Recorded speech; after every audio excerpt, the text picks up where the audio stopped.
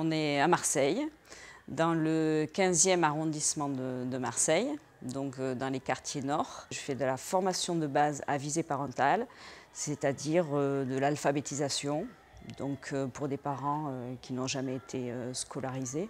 C'est la politique de la ville qui finance.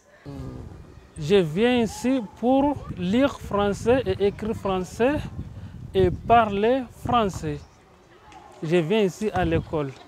On apprend l'alphabet, c'est la base, mais aussi pour certains à tenir un crayon, la graphie, lire, écrire, compter. On fonctionne en fait sur le rythme scolaire, puisque c'est adressé à des parents qui ont des enfants scolarisés. Donc on part du principe que quand les enfants ne sont pas à l'école, ils ont besoin de leurs parents. C'est une valorisation de pouvoir venir apprendre à lire, à écrire, rentrer à la maison et montrer à ses enfants qu'on a appris quelque chose aujourd'hui. Ça leur permet aussi de suivre plus facilement la scolarité de leurs enfants. Je suis là pour apprendre à lire et à écrire. S'il y a les enfants, il y a des devoirs, des petits là, je peux l'aider un peu. Ouais.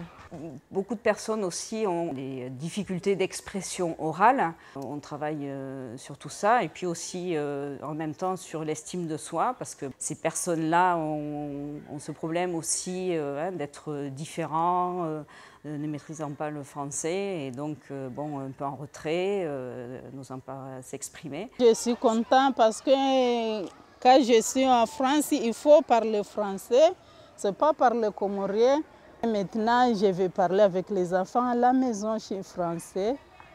Avant, rien. On travaille par thème, dont le thème principal est celui de l'école, et puis sur tous les thèmes qui se rattachent à la fonction parentale. Donc ça peut être l'alimentation, le sommeil, la santé.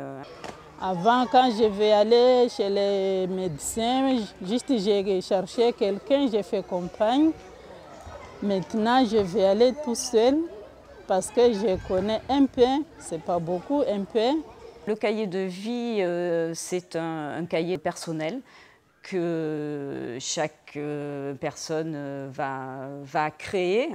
Il y a un côté manuel parce qu'il faudra découper, décorer pour que ce soit un cahier esthétique qu'on ait envie de regarder. Le premier travail est de travailler sur l'origine, d'où je viens, mon pays, où est-ce qu'il se trouve dans le monde.